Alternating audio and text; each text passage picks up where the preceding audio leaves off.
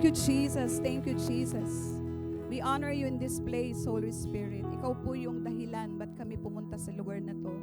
Kaya, punuin mo po ng inyong presensya ang sanktuaryong ito, Panginoon. At punuin mo kaming lahat, kausapin mo po kami.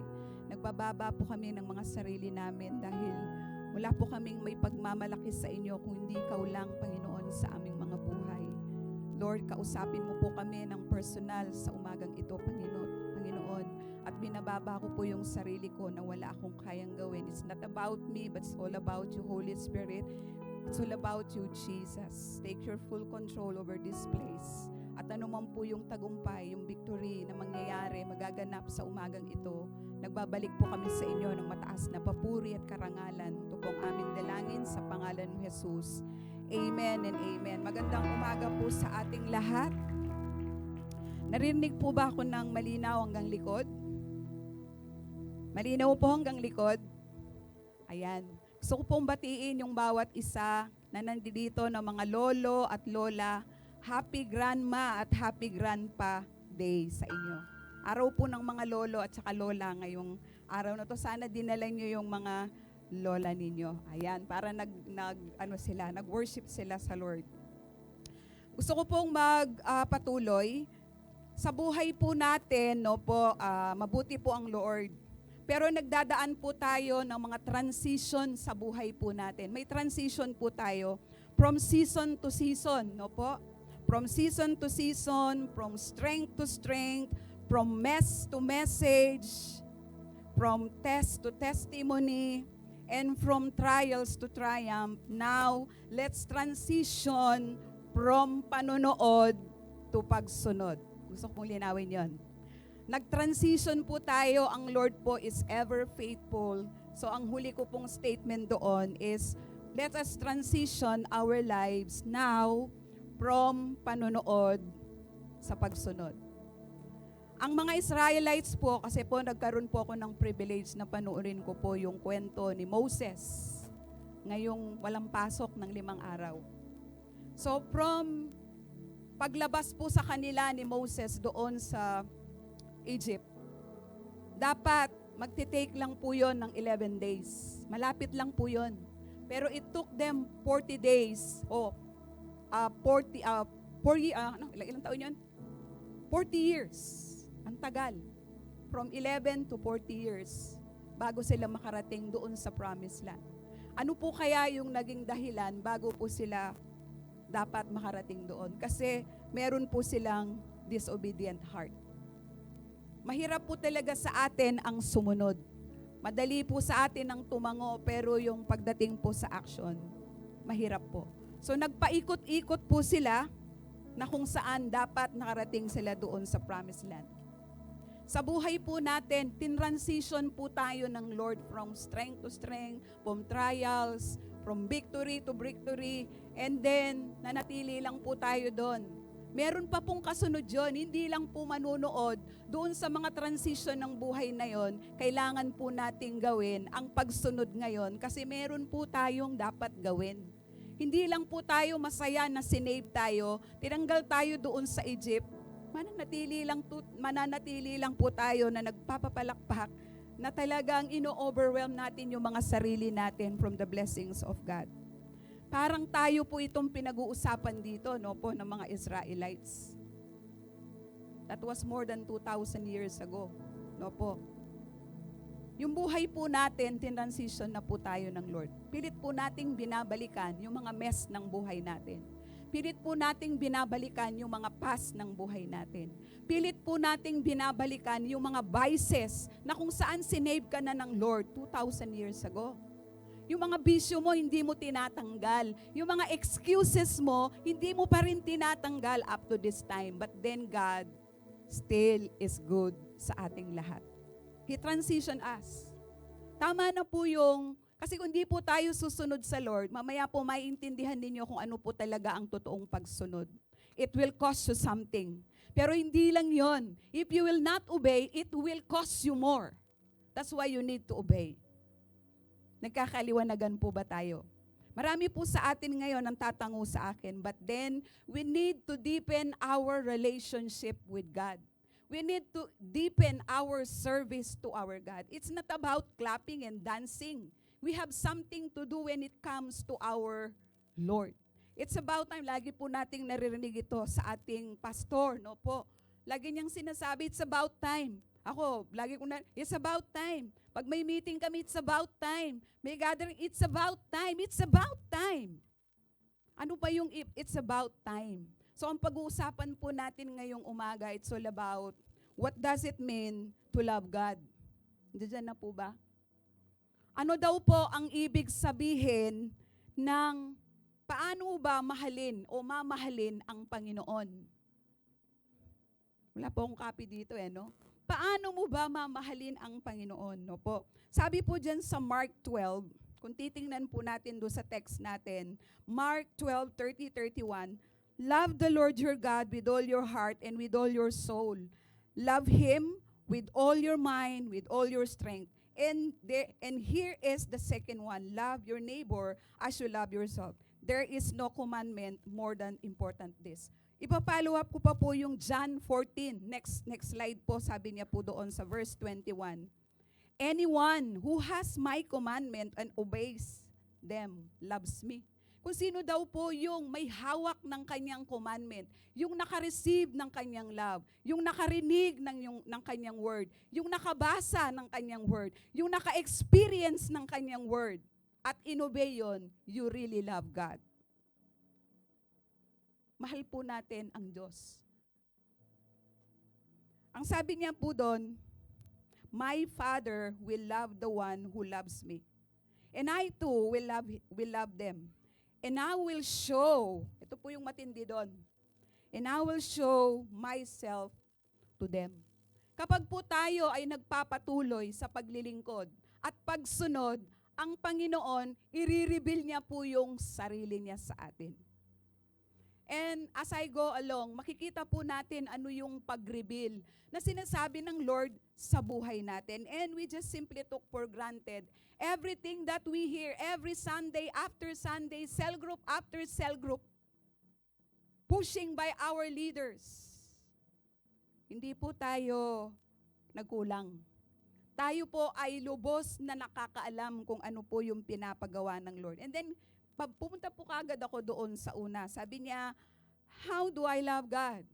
Paano ko ba mamahalin ng Lord? Number 1. Mabilis na 1 kagad tayo. 1, sabi niya dyan, hear and obey Him. Makinig at sumunod. Madali pong makinig, dalawa pong bagay. Nakinig at naririnig, halin sa dalawa. Iba yung narinig sa nakinig. Marami sa atin, hindi ko alam kung alin sa doon, ikaw nang pumili. Kapag po talagang narinig po natin ang boses ng Panginoon at binasa mo na yan, narinig mo every Sunday, every cell group, nakikita mo pa nga sa mga quotes na binubuksan mo, sa Bible na nire-read mo, yung mga devotions mo, He keep on compelling us na meron tayong dapat gawin. Makinig. At hindi lang matatapos sa pakikinig, susunod tayo. Yung pong 11 years, yung 11 days na kanilang paglalakbay, dapat, umabot po siya ng 40 years. Kung babasahin niyo po yung Deuteronomy chapter 1, nakasulat po doon. 11 days lang dapat yung route na yon. Pagdating nila doon sa Horeb, yung pong Horeb, pareho lang ng Sinai. Pagdating mo doon yung Jordan, it's boundary. Kaya nga nakapag-send sila, dapat, ng 12 spies. Nakita nila yon kung anong meron doon. Kaya nakita nila yung malalaking prutas at yung mga giant. Kasi they're almost there. After 38 years, no? Na hindi nila pagsunod. Kasi in completion ng 40 years. So sa buhay po natin, ang Lord, pinapakita na niya sa atin kung ano dapat ang instruction na susundin natin. It's been a while. You keep on roaming. Lord, kasi ganito eh. Lord, kasi eto sitwasyon ko eh. Lord, kasi busy ako eh. Lord, kasi marami akong problema eh. Lord, kasi ang dami kong gagawin. It's so on and so on and so on. Yes, God knew that. Kahit ngayon langgam busy eh. Yung langgam may problema din. Lahat ng tao sa planeta at kung ano-ano pa, may problema. Nakita niyo yung mga aso at pusang ligaw sa daan? Naghahanap, they are busy. Saving themselves. Kasi nga, kailangan nating may gawin. But then, no, God is with them in the wilderness. Grabe yun.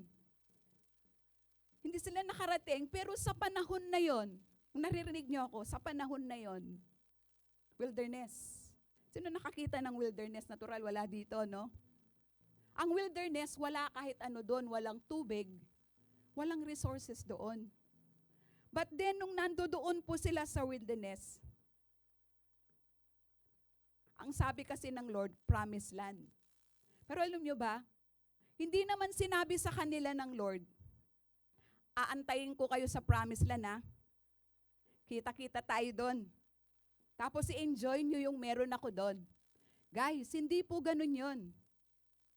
Habang nandoon sila sa wilderness, nung tinawid sila sa pamamagitan ni Moses sa wilderness, hindi po sila iniwan ng Lord sa wilderness.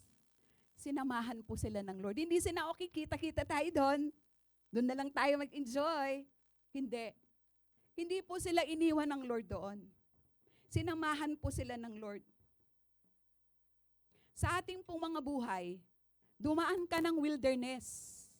Sino dito makakapag-testify sa buhay mo, dumaan ka ng wilderness? Ano yung wilderness? Nagkaroon ka ng problemang matindi. May pinagdaanan kang malalim. May victory kang, merong isa ba dito na magsasabi, God is not faithful sa akin? Hindi kind ang Lord sa akin? Meron? Wala sigurong makakapag-testify ngayong umaga na ang Lord hindi mabuti sa'yo. During your wilderness journey sa buhay mo, kung ilang taon ka na ngayon, 40 years, ang daming namatay doon dahil sa disobedient na yon, na hindi sila kaagad nakarating. But how old are you? God is still faithful to you. What are you doing? Masasabi mo ba na ang Lord nagkulang sa'yo? He's been faithful. Hindi ka niya iniwan doon sa wilderness. Kahit nagkasakit ka, gumaling ka. Nung taon na nawalan ka, nag-provide ang Lord sa'yo. Hindi ka niya iniwan. He is faithful. Yung boyfriend mo, pwedeng iniwan ka. Yung asawa mo, may minahal na iba. Yung trabaho mo, nilaglag ka. Yung health natin, iniwan tayo. But then, God is still faithful. Dahil malakas ka ngayon, kaya mong magpuri, pero tamad tayo. We keep on complaining. Marami kang complaint sa buhay. But you know what? God is so good. He loves you. Now, my question is, how do you love God? Paano mo minahal ang Lord?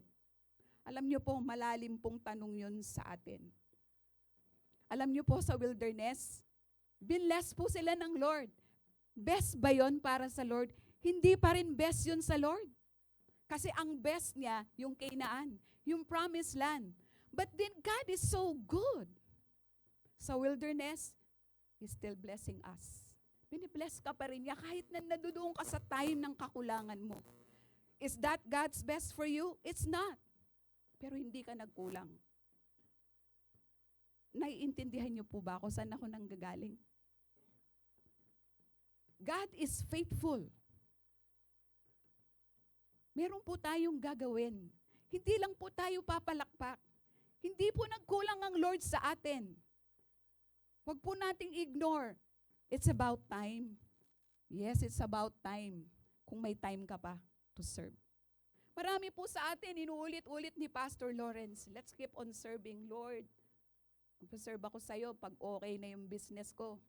Pag na-promote ako. Pag okay na yung family ko. Pag wala na. Alam nyo ba, ang mga disciples, tinawag, busy sila.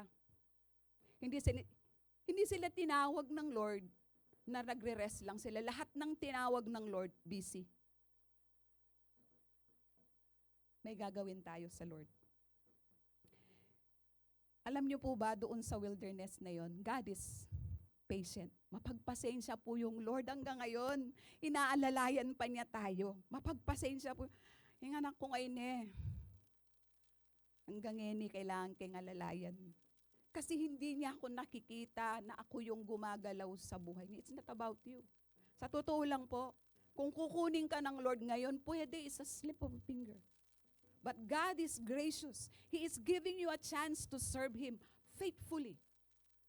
Alam niyo po yung kinanta kanina, ewan ko kung alam ng musician kung ano yung topic ko ngayon, no? Kasi it's about God. In all I do, I honor you.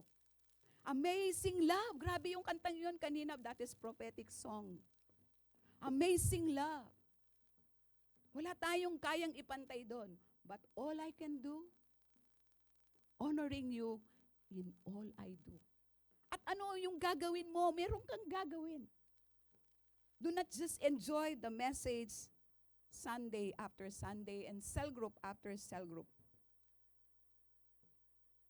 Hindi ka iniwan ng Lord. Hindi lang niya sinagot yung prayer mo isang buwan. Lord, ayawan na to. 10 years na, Lord. 40 years! Tagal na ako umiyak sa inyo, Lord. Hindi niya yata ako kanina. Ulit-ulit ni Carl, hindi bingi ang Lord. He knows. Kaya ka nga niya inaalalayan eh. Hindi niya tayo iniwan. Malinaw po ba sa atin? Nagkakaintindihan po ba tayo? Sabi po niya dyan sa Joshua 1:8, study this book of instruction continually. Meditate on it day and night, so you will be sure to obey everything written in it. Basahin mo daw yung book of law. Ano ba yung book of law? This is the guide. This is our manual. The manual of life. Pag binasa mo daw ito, hindi ka mapapahamak. In 1 Kings chapter 2 verse 3, obey the laws of God and follow all His ways. Keep each of His commandments written in the law of Moses, so that you will prosper in everything you do, wherever you go, or wherever you turn. Kahit saan ka daw pumunta, pagka pinakinggan mo yung instruction, magpa-prosper po tayo. You know what? Ang tingin mo kasi sa prosperity, may malaki kang bahay.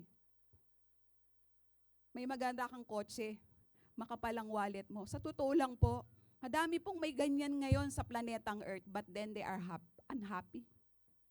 Marami nga nagpapakamatay. What is the real joy? What is the real peace? Doon sa War Room na movie, my joy doesn't come from my work. My joy doesn't come from my husband. Doesn't come from anything. It's come only from Jesus. So everything na meron po tayo, we need to honor God. Ano po yung problema? Bakit 40 years instead na 11 days? Bakit 11 days? Madali yon. Bakit naging 4? It's not about the wilderness. Hindi rin po problema yung mga, ang tawag doon, Egyptians. Hindi po yung makikita nila doon sa parang nalalakaran na. Hindi rin po yung tatawarin nilang Red Sea. Hindi po kulay red yon. Yung mga bundok doon, nagre-reflect lang ng red. That's why called Red Sea. Mahirap tumawid doon. Miles ang lalim po nun. At yung wide. Pero gumawa po ng way. Hindi po yun ang problema. Ano po ang problema? Disobedience. Kaya po mahirap po tayong tumawid sa buhay natin. Hindi po tayo sumusunod. Mahirap po sa atin ang sumunod. Kung susunod po kayo, hindi bukas. Later you will see where I'm coming from. Let's go to bullet 2. Sa bullet 2 na ako. Sabi niya sa bullet 2, trust that He is God. Trust that He is God. Magtiwala ka na siya ay Diyos. Sabi po niya dyan sa Deuteronomy 1:29-33, then I said to you, do not be terrified. Do not be afraid of them. The Lord your God, who is going before you, will fight for you, as He did for you in Egypt, before your very eyes. And in the desert, there you will show how the Lord your God carried you as a father carries his son, all the way, went until you reached this place. In spite of this, you did not trust the Lord. Alam niyo po, ang Lord, it's I. Sabi na po niyang Lord, ako ito, na nagsasabi sa'yo, hindi mo pa nakita? Paano kita tinawid doon sa wilderness? Kasama mo ako doon. Paano ko hinati ang Red Sea? Sino dito ang movie? Sa movie, pwede nating gawin yon, no? Yung mga magaling sa media, pwede nilang hatiin yung dagat. But then, sa totoong buhay, ang Lord lang po ang literal na pwedeng gumawa nun. Nahati po yung dagat. Nakatawid sila ng mapayapa. Pero nung yung mga kalaban na yung dadaan, lumubog sila. Sabi niya po sa verse 33, who went ahead of you on your journey, diba? Kasama mo na, nauuna pa. Ibig sabihin, sa lahat po ng lakad ng buhay natin, kasama mo na ang Lord, nangunguna pa ang Lord. Paanong hindi ka magtatagumpay? Hindi ka na pumasa dahil matalino ka. Hindi ka na nagumpay sa buhay dahil magaling ka. Hindi ka achiever. Buhay ka ngayon. Wala kang may pagmamalaki. It's all about God. It is the supreme God. Ano ang pinagdududahan mo ngayon? Bakit hindi natin maibigay yung ating tiwala sa Panginoon? And then pumunta ka dun sa Exodus 14:10, 15. Nagreklamo po sila dito. Bakit? Kasi nung nilabas sila, dahil sa dami ng plagues na binigay na sa kanila ng Lord, pinalayas na rin sila ng Pharaoh. Pero nagdalawang isip yung Pharaoh. Habang naglalakbay sila, pinahabol sila uli ng chariot. Sabi nila kay Moses, Moses, wala bang libingan doon? At dito mo pa kami lilibing sa disyerto. Ibalik mo na kaya kami doon. Mas gusto pa naming magsilbi doon sa mga Egyptians. Sabi ng Lord sa kanila, do not be afraid. Stand firm. And you will see the deliverance the Lord will bring to you today.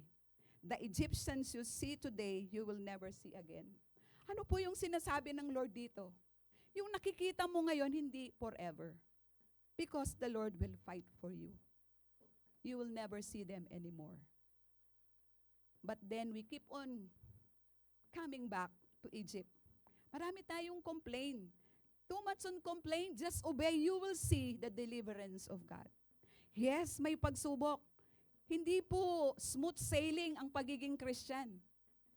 Maraming umaayaw. Kasi during the journey, may testing. But if you will place your faith and trust in God, you can make it. We can make it. Nag-agree po ba kayo? You can make it. In-encourage ko po kayo sa umagang ito, you can make it. Huwag kang susuko. Kasi sa journey ng buhay mo, God is with you. And He is ahead of you. The blessing kinakanta, God bless me and keep me. Yung refrain nun ang ganda pa nung refrain niya. Paano kasi yung Jay? In and out before you. Hindi ko sa alam yung lyrics eh. Pero alam niyo yung kantang niyo, right? That is prophetic song. Pero kinakanta mo yon, pero hindi mo pinapaniwalaan. Sabi nga natin, lahat ng binabasa mo ay biblical. The songs that you sang, they are all biblical. But then, we do not apply sa ating mga buhay. Sabi niya rin po dun sa Deuteronomy 2:7, the Lord your God has blessed you in all the work of your hands. Tingnan niyo, ang Lord daw, binibless niya lahat ng gawa ng ating kamay. He has watched over your journey to this vast desert. Sa desierto po, delikado. Maraming lion, maraming tiger, snakes, lalo na paggabi. Pero hindi sila iniwan ng Lord. Pinadaan. Kasi meron pang ang reroute yun eh. Dapat 11 days. Kaso makomplain lapin. Sabi ng Lord kay Moses, teka, kumurba tayo ng konti, baka mag-change mind sila, bumalik uli sila sa Egypt. Yun na nga yung nangyari, makomplain sila. God knows what is in our mind.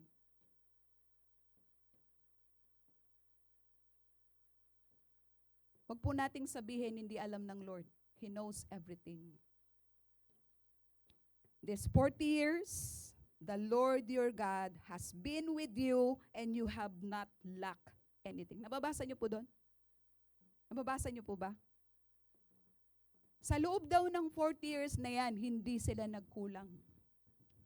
Sa loob ng ilang taon ka ngayon, huwag mo nang sabihin, hindi nagkulang ang Lord. He is faithful, He is kind, He is great, He is amazing. Why don't you thank the Lord? Ang tamad natin, no? Pag pinapakanta tayo, pupukpukin ka pa ng, kung alam mo, mahal mo ang Lord, grabe, hindi ka kailangan itulak. Hindi dapat isiksik sa'yo, oy, maglingkod ka. Because you love the Lord, you have the initiative. You will see later where I'm coming from. Ate Mars, do we have a proof? Yes, God is faithful. Within that 40 years, gumawa siya ng milagro sa disyerto. Dinivide niya yung Red Sea. Ginaid niya yung mga taong nagtatravel sa desert, mainit. Nag-provide siya ng clouds. Paggabi, maraming oso, maraming snakes. Nag-provide siya ng fire, pillar of fire. Siyempre, sa tinagal-tagal nilang nag-travel, walang makakapagtrabaho doon. But God provided them food. Ano yung food na pinrovide ng Lord? Grabe, sabi ng Bible, pagkain daw ng angels yun. Mana. Hindi nagbibigay ang Lord ng blessing na lotek, na tira-tira. Grabe yung binibigay sa atin ng Lord, but then we are doing nothing. Mana. Kaso sinawala po. Puros ng puto, Hana. Sinawa ko kayong puto. Narinig din ng po ng Lord yun. Tinawag na naman si Moses. Moses, sabihan mo tong mga taong to, hindi talaga nila nai-realize kung ano yung nag-provide ng kwek-kwek. Ng quail. Unlimited. Sabi nga, hindi na raw sila yumuyuko. Inaabot na lang nila sa sobrang dami. At ang sabi, huwag kang magtatago. Kasi pag tinago mo, panis yan. Kaya kamasaklo mata. Kasi in blessing ng Lord, they are new every morning. Wala pa siyang binigay sa'yo, natira ng kahapon, pero hindi liligay natin sa Lord, tira-tira. Diyos ko, Lord. Kung naririnig mo to ngayon, mahal mo ang Lord, magkaroon ka ng shift sa mind. How are you going to love the Lord? Ampong love. It spells time. Do you have time? Busy po ako eh. May choices pa nga tayo, di ba? Ganito yan. Magcha-church ako A. Magcha-church ako B, hindi. Bukas na lang. Mamaya na lang. Next week na lang. Next month na lang. Hanggang sa hindi ka magcha-church, pinagpipilian pa ba yon? Hindi pa lang po doon nagtatapos. Niregulate ng Lord ang weather. Imagine, nasa disyerto sila pero ang ganda ng panahon. Siyempre, may lakad-lakin. May yung Skechers. Yung Skechers mo, masisira yan. Pero itang gewa na yaman habayanas. May pudpud for 40 years. Guys, sino pong pwedeng gumawa nun kung hindi ang Lord? I-realize mo sa buhay mo kung paano ka pinoprovide ng Lord day after day. And wait, there's more. Ipasok natin ang buhay ni Isaac. Who is Isaac? Sino po si Isaac? Anak ni Abraham.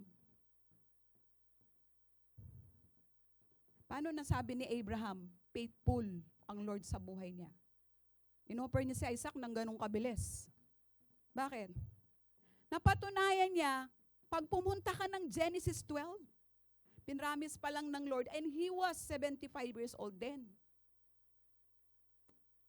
Tinawanan. Niyabin mo rin na sabihan nila yung Isaac, laughter. It brings joy to Abraham. But one day, pinapa-offer sa kanya ng Lord yun. Do you know what? Sa buhay po natin, ang hirap po nating mag-offer. It's about faith. Paano ka nagtatrust sa Lord sa mga bagay-bagay na meron ka ngayon? Alam niyo po, hinihingi niya sa'yo ngayon, love lang. In a form of action. Hindi mo dapat sabihin, Lord, I love you. Parang ganito lang yan. Si Jay, sabi niya kay Joseph, Sep, magwalis ka. Pero prior, love you dad. Love you me. O magbugas kang plato. Ya ako na naman manos plato. Nag-I love you tayo pero ayaw natin sumunod. How many times have we said, I love you, Lord? And then you are not obeying. How many times? Narinig ka ng Lord nung love you, Lord. Magpisa po yan talaga, Lord. Promise, gawang ko na po talaga yung It's not about crying. It's all about obeying and doing the action. Where is your action? Kalawot, oy guys. Si Abraham. Ginising ng madaling araw, Abraham. Yes, Lord. Ano yun? I-offer mo si Isaac. Alam niyo po yun, yung pag-o-offer niya, mabilis. Gumising siya, nagsibak pa ng kahoy.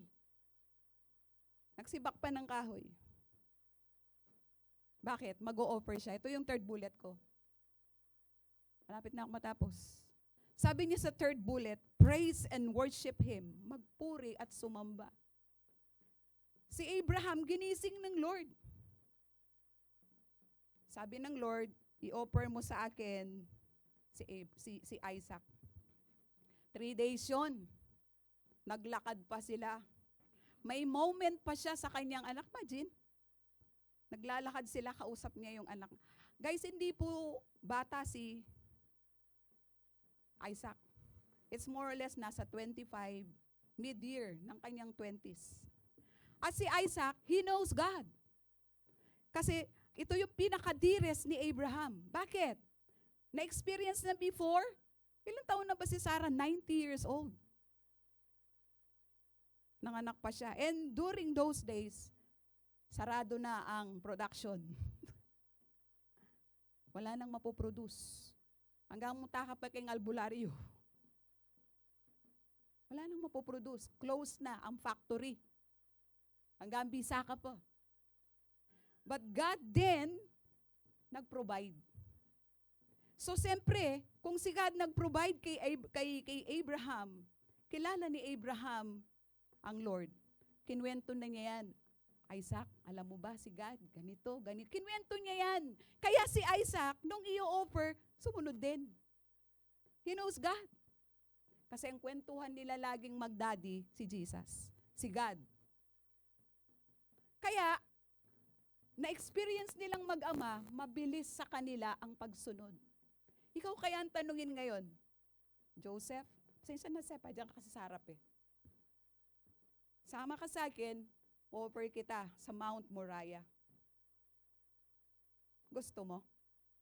Ayaw mo, natural. Pero itong si Isaac, mabilis. Hindi lang yon.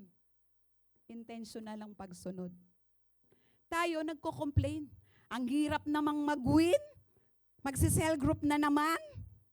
Magcha-church na naman. Magdi-devotion na naman. Kung ano-ano naman yan. O maglalabo piring pa. May ganyan pa. Layo. You know what? Maglalakad sila 3 days. Nagsibak ng kahoy. Doon sa pupuntahan, sa bundok, walang apoy doon, walang posporo doon, walang lighter. Nagdala pa sila ng apoy. Ano pang dinala nila? Kahoy. Ibig sabihin, yung pagsunod nila ay may willingness. Hindi pinilit. Ang sabi lang, mag-o-offer lang ng burn offering. But then, these 2 men of God stood up and then bring their offering. Tayo mapag-complain. Amen. Yung pong umaamin sa Lord, pinapagaling po ng Lord. Meron po tayong pagkakataon ngayon mag-change. Alam niyo pong ibig sabihin ng worship? Paki-plus po dyan. Worship, ang sabi po dyan, ay worship is the ultimate expression of love for God. Ano po yung ultimate? Ito po yung pinakamalalim na pagsamba. Kasi pag nag-worship ka, it will cost you something. Si Abraham, Mag-worship daw sila. Pero ang dala-dala, hindi po something. Hindi pera. Dala niya buhay ang i-offer. Naiintindihan po natin. If you really love God, what are you willing to offer? Buhay natin kulang pa. Pera mo kulang pa yan. Ano ang pwedeng itapat mo sa ginawa ng Lord sa buhay mo? So ito pong ultimate na pagpupuri sa Lord, hindi po ito patungkol sa pagpalakpak. Hindi po ito patungkol sa pagkanta, sa paglundag. Ito na nga lang ginagawa mo tuwing linggo. Tamad ka pang pumalakpak. Tamad ka pang umawit. Bidyoke hanggang umaga. Singkalakas pa, wala man sa tono, kabusis yung mapipira talato.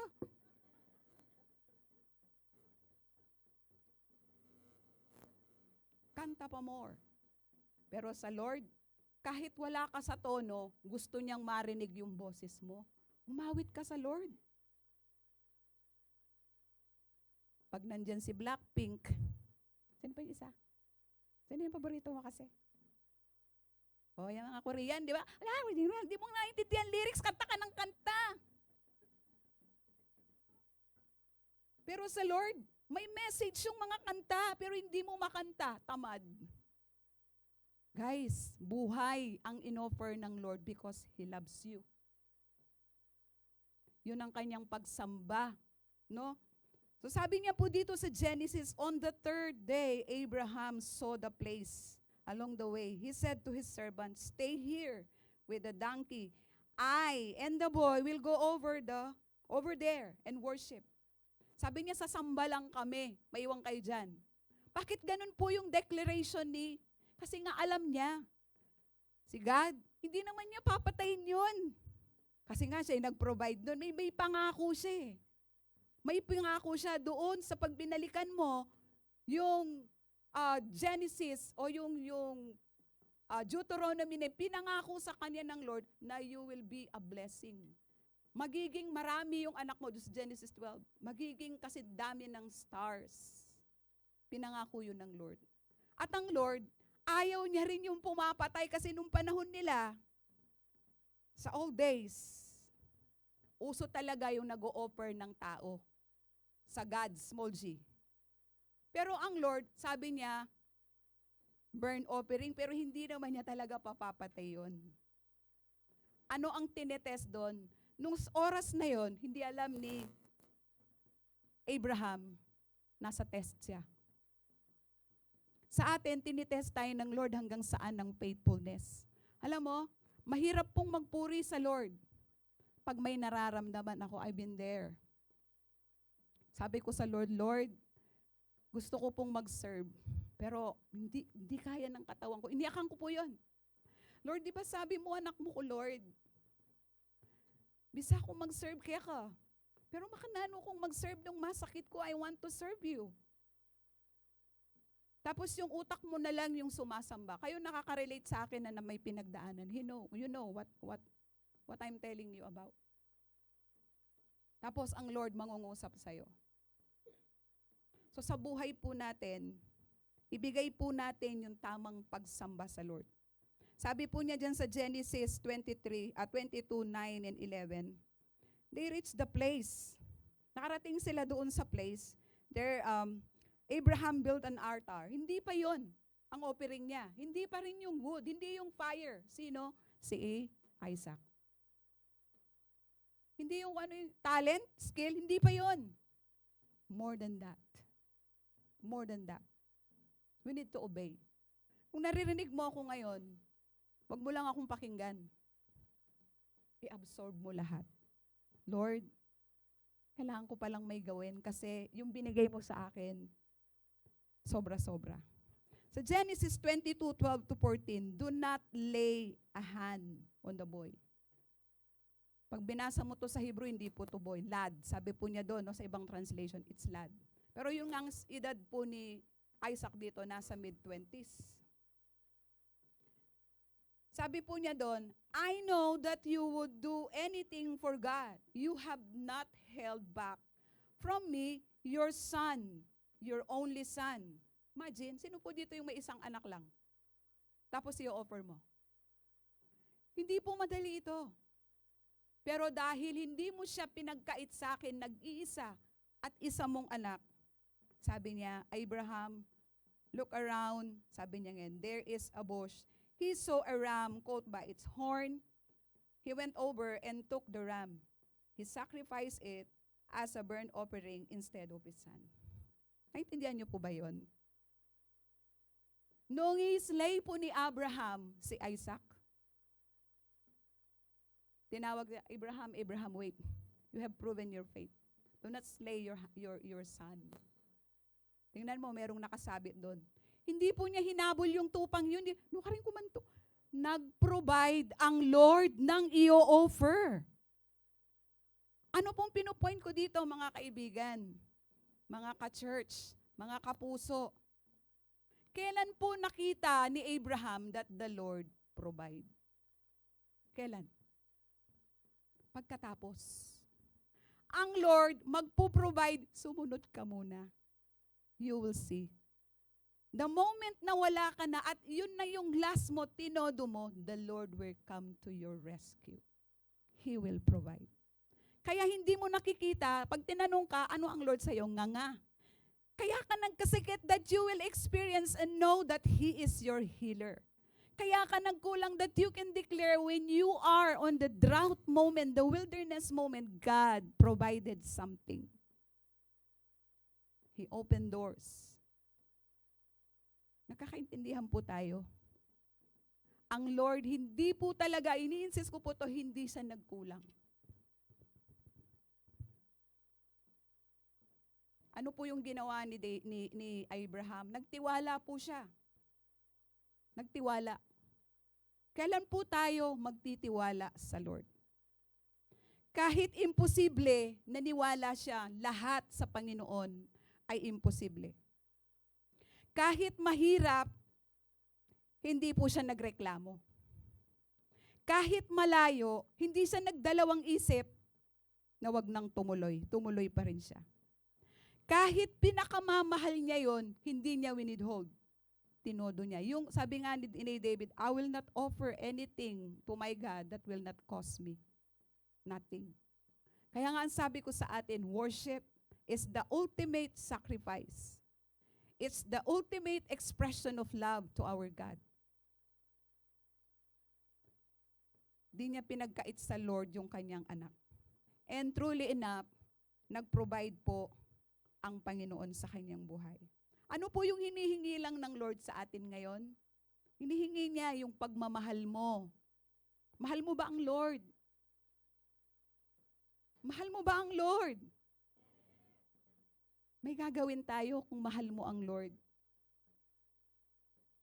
Sa jowa mo, kailan ka magko-commit naman?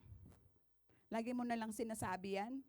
Ba't di ka nagko-commit sa relationship natin? Ikaw, kailan ka magko-commit sa Lord na hindi ka niya iniwan kailanman? Hindi ka niya pinagpalit sa relationship niya sa'yo. When are you going to commit to your God? Excuses. Dami mong excuses. Kahit ganun pa man, di ka pa rin iniwan ng Lord kahit ang dami mong excuses. Family? Ano pa? Anong hindi natin kayang i-offer sa Lord? Everything, no? Ano ang nai-offer nating best sa Lord?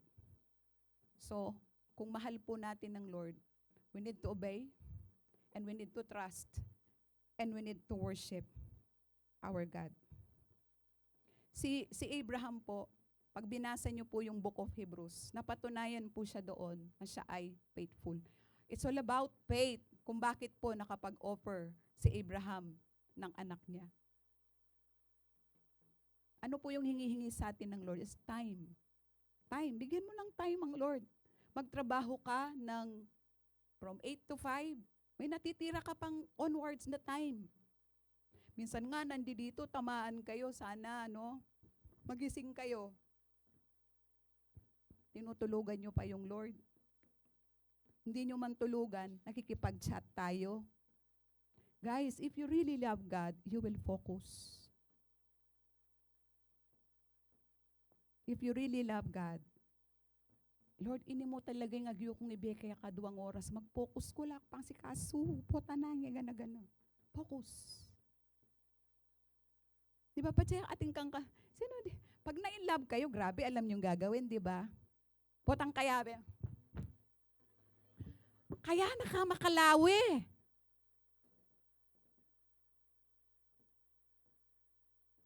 Ale. Lalo na pag nanliligaw, no, Jay? Ay, hindi ka nanligaw. Ikaw ang niligawan. Haba naman ang hair mo. Char. Okay. Paano ka sa presence ng Lord? You are distracted. Makipagkwento ka sa focus. That is only you have time. Kahit yung anak mo, saksakan mo ng maraming pera, magre-rebelde yan. Kasi, hinahanap niya ikaw. Tayo, hinahanap natin yung mga magulang natin pag wala sila. Ganon din ang Lord. Hinahanap niya yung anak niya nasan. Ang dami na niyang binigay. Wala man lang sumunod. Sabi po ng Hebrews 13:15-16, so let us never stop offering to God our praise through Jesus. Let us talk openly about our faith in Him. Moving po ako sa last bullet. Yung pong mga musician, sige po, pwede na po kayong umakyat. Sabi niya, don't forget to do good. Don't forget to share with others. God is pleased with those kinds of offering. Guys, si Isaac po, nung i-slay po ni Abraham, nag-provide ang Lord. There is substitute to Isaac. Yung pong kwentong ito po ay in advance yung mangyayari sa hinaharap. Nung si Jesus po, isi-save tayo sa ating mga kasalanan. Ang buhay po niya yung i-offer. Kaso, walang ram na nakasabit. Walang substitute. Siya po yung sacrifice. That is His ultimate love for you. Wala siyang hinanap na tupa. Kasi ang tupa, si Jesus. Sa buhay po natin, ganyan po niya in-express yung pagmamahal niya sa'yo. Walang substitute. Kasi gusto niya yung best ang may offer niya sa'yo. That's how. Kaya nga ang sabi, amazing love. Ikaw, ano ang may offer mo? Simply, sabi niya sa sinabi ko kanina dito, let us talk openly about our faith. Huwag kang tumigil. Sige po, tumayo po tayo. Huwag kang tumigil na ipagsabi kung paano ka-faithful ang Lord sa buhay mo since day one. Sabi ko nga kanina, ilang taon ka na ngayon. God is gracious. Hindi kanya iniwan, hindi niya sabi, kita na lang tayo sa promised land. On your process, on your journey going to your promised land, sinamahan ka niya ng Lord. At patuloy ka niyang sasamahan hanggat nag-e-exist ka ngayon.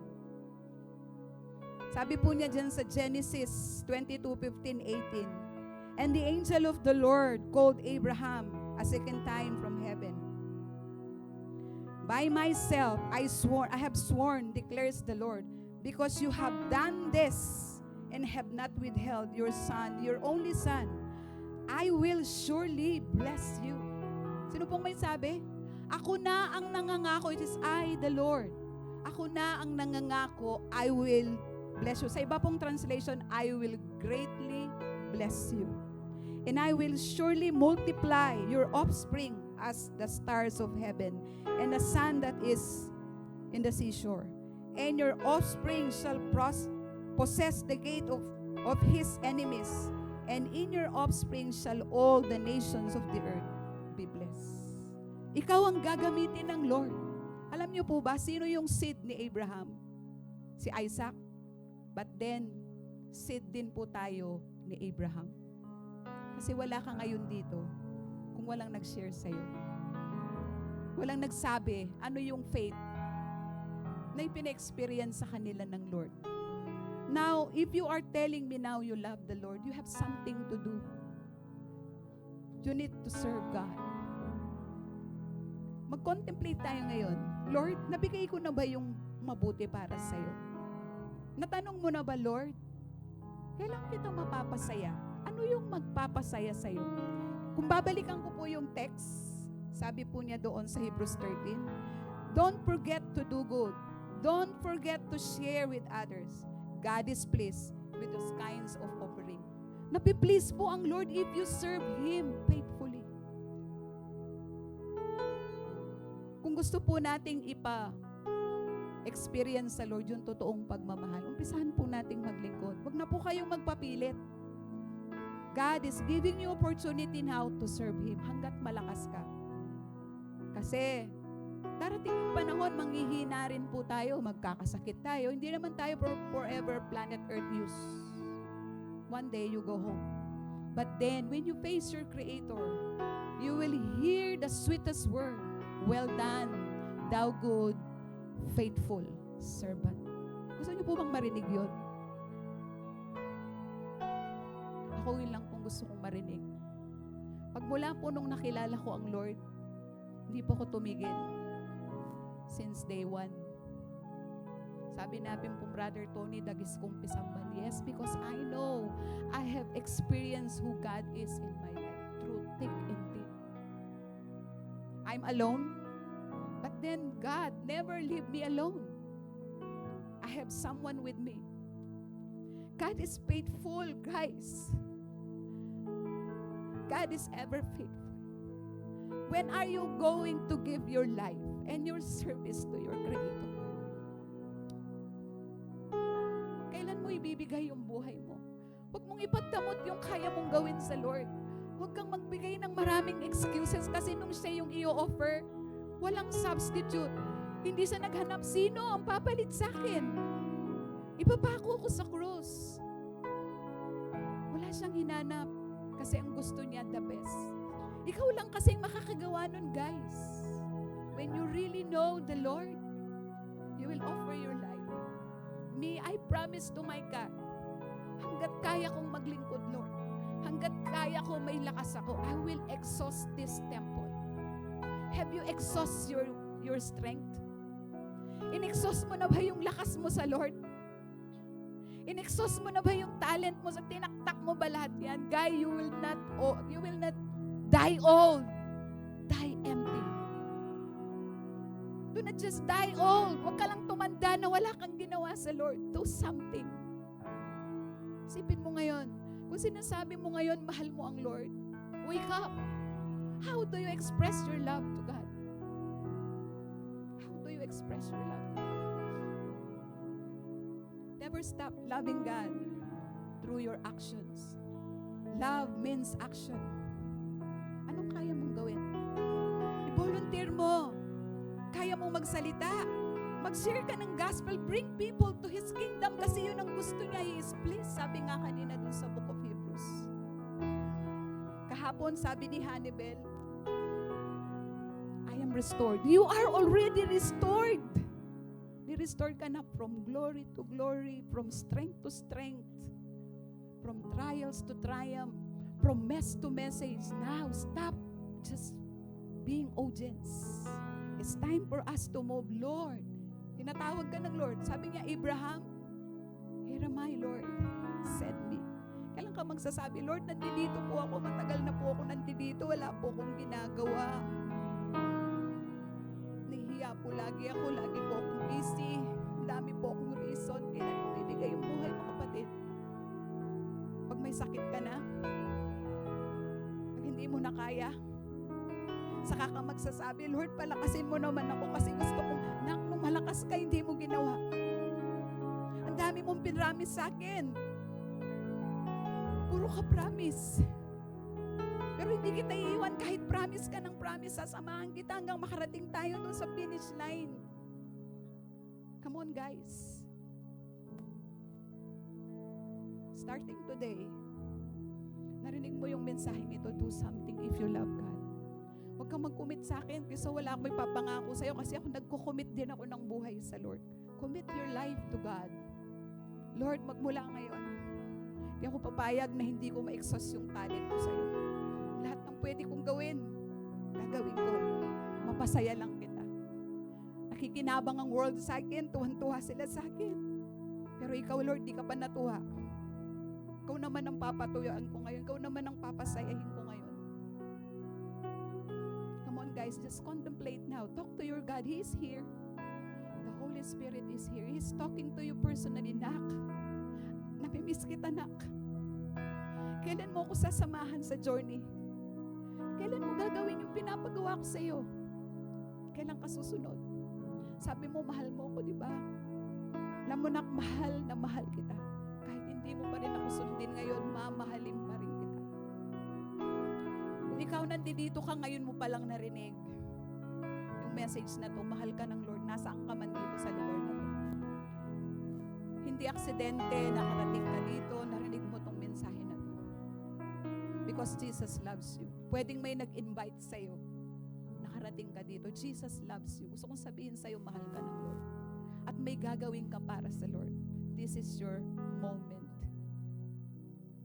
Gusto kitang anyayahan sa masimpleng panalangin. Sumunod ka sa simpleng panalangin na to, Panginoon. Sa oras na to. Sa oras na to. Nagpapasalamat ako. Papasalamat. Kasi hindi mo ko iniwan. Hindi mo ako iniwan. Hindi ka nagkulang sa akin. Hindi ka nagkulang sa akin. Marami akong pagkukulang sa iyo, Lord. Marami akong pagkukulang sa iyo. Patawarin mo ako. Patawarin mo. Umaamin ako. Maamin ako. Binubuksan ko sa iyo yung puso. Buksan ko ang aking puso. Nagdidesisyon ako sa oras na to. Desisyon ako sa oras na to. Tinatanggap kita Tinatanggap kita na maging Panginoon na maging Panginoon ng aking buhay. ng aking buhay. Samahan mo ko Samahan mo sa journey ng buhay sa ko. journey ng buhay ko. Ikaw nang maghari sa buhay ko. Ikaw ang maghari sa buhay ko. Mula ngayon, Mula ngayon, magpakailanman. magpakailanman. Amen. Yan. So isang magandang umaga po sa ating lahat. So lahat po ng mahalang Diyos, magsabi po ng malakas na Amen po. Ayan. So yun, sinabi na po kanina ako po si Ate Glay. So isa po ako sa mga tinalaga na maglilid sa inyo lahat sa ating love offering sa oras na ito. So bago po tayo mag-pray at ipagkaloob po yung ating mga kaloob sa oras na ito, gusto ko lamang po mag-share sa inyo dun sa Matthew chapter 26 verse 6 to 13. Pa-flash po pa siya. Yan. So actually, isa po siyang summary po. Babasahin ko na lang po yung summary. Habang naka-flash po siya dyan sa ating screen at binabasa niyo po siya, isa-summarize ko na lang po siya. Actually po, yung kwento pong ito is tungkol po siya doon sa isang babae na nagpahid po siya ng mamahaling pabango na nasa alabaster jar po kay Jesus sa Betania. Ilang sandali bago siya mamatay. So nagalit po yung disciple po dito sa paniniwalang dapat sana'y ibenta po yung pabango at ibigay ang pera sa mga mahihirap po. So nang hinayang po sila kung magkano po yun. Sabi nila, mabuti pa sanang ialay na lang yon, sabi niya, sa mga mahihirap. Makikinabang pa yung mahihirap, sabi niya pong ganyan. Ngunit pinagtanggol po ni Jesus yung babae. At sinabi po niya na gumawa siya ng isang magandang kilos bilang paghahanda para sa kanyang libing at ang kanyang mga ginawa ay maaalala saan man ipangaral ang ebanghelyo. Actually po, 3 bagay lamang po yung gusto ko pong i-highlight po natin dito sa verse na to. Number 1 po. Diba, yung topic po natin, nakapaloob po doon yung obedience. Diba? At mahal po natin ang Panginoon. Naniniwala naman po ako na mahal niyo po ang Lord. At ako din po, mahal ko po ang Lord. So una-una po, sa ating pong pagbibigay, number 1 is give your best. Palagi pong hina-highlight doon ni Ate Mars na best, sabi niya, and honoring the Lord. So sabi niya po dito, give your best. Ang babae po ay nag-alay po siya ng pinakamahalaga pong kaloob sa Panginoon. Ano po yung pinakamahalagang yon? Yun po yung pabango.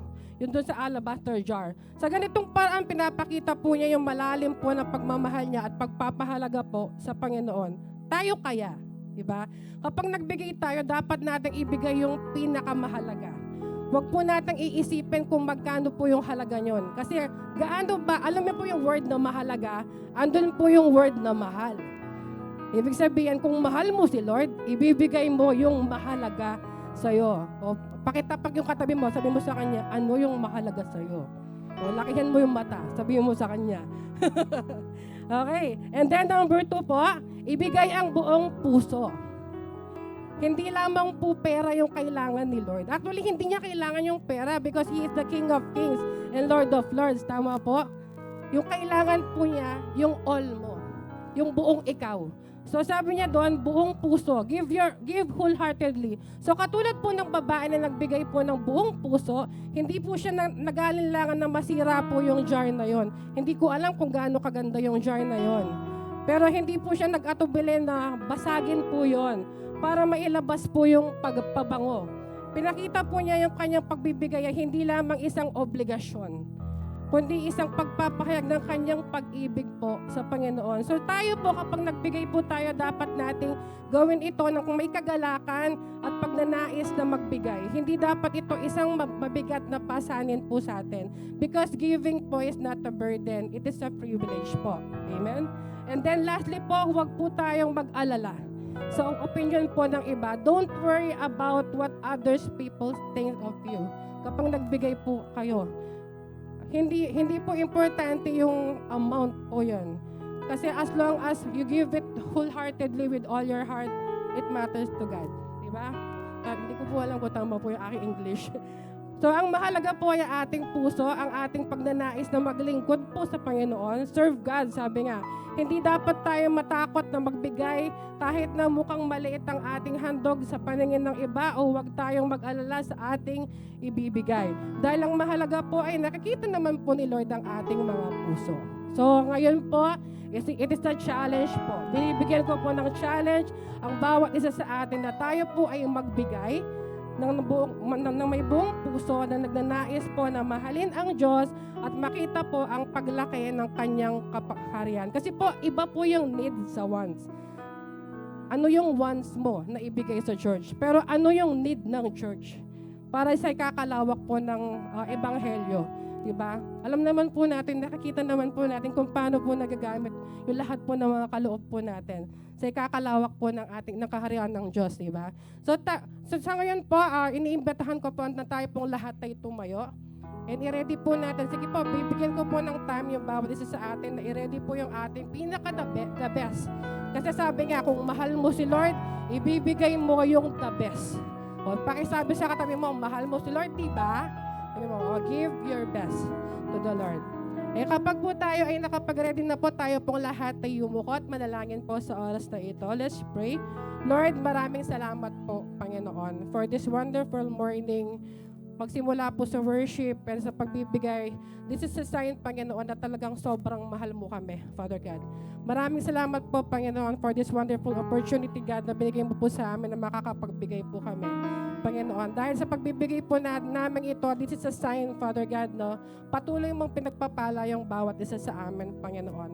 Maraming salamat, Panginoon. Patuloy po namin hinahandog at tinataas sa inyo, Panginoon, yung aming mga kaloob sa oras na ito. Patuloy mo pagpalain, Panginoon, lahat po ng mga magbibigay nito. Ibalik niyo po sa kanila ito ng maraming beses, Father God. Siksik, liglig at umaapaw, Panginoon. And ano man po yung mga desire ng heart nila, mga pinagpipray nila, Panginoon, tanging kayo lamang po yung nakakasagot ng lahat ng ito at makakaalam mo laman ng puso nila. And muli po, Panginoon, yung mga offerings na ito, nawa patuloy, Lord God, na magamit sa inyong kaharian, Father God, sa ikakalawak at kakalawig, Panginoon, ng iyong iglesia, Father God.